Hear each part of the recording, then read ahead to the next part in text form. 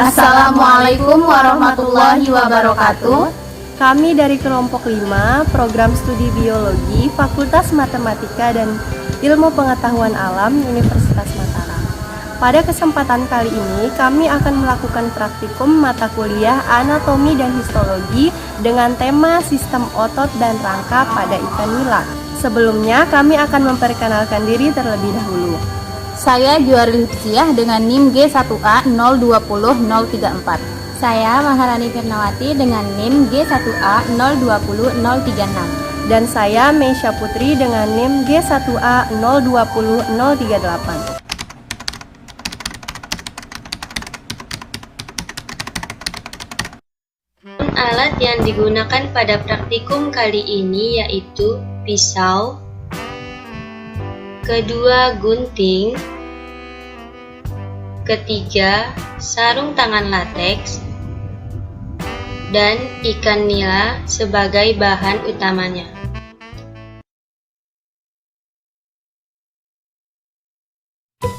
Cara mengamati otot pada tubuh ikan dapat dilakukan dengan membelah ikan, baik membelah di bagian depan maupun di bagian belakang. Jadi, otot pada tubuh ikan di bagian depan dan belakang sedikit berbeda. Kita dapat membelah otot di bagian depan dan belakang seperti ini. Kita potong saja dengan pisau di bagian depan, diiris sampai putus. Kemudian di bagian belakang juga seperti itu, diiris hingga putus.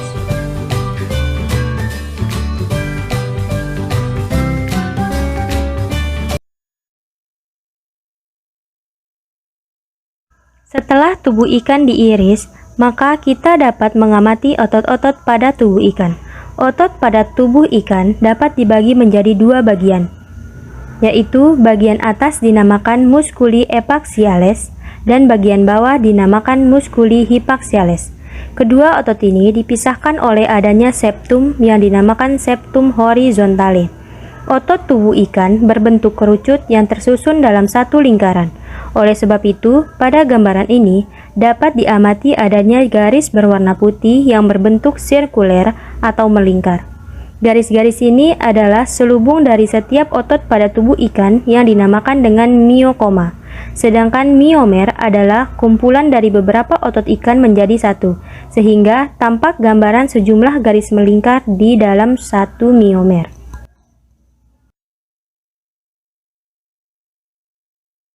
Untuk melihat rangka dari tubuh ikan, maka harus membuang semua daging atau otot-otot ikan. Bersihkan hingga rangka-rangkanya terlihat jelas.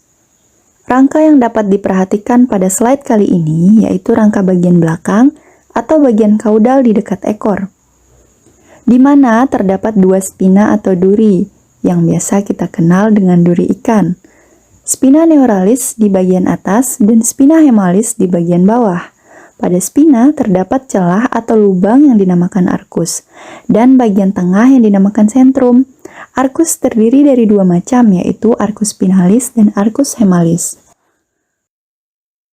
Setelah otot-otot di bagian depan tubuh ikan dibersihkan, maka akan nampak bagian rangka seperti pada gambar berikut.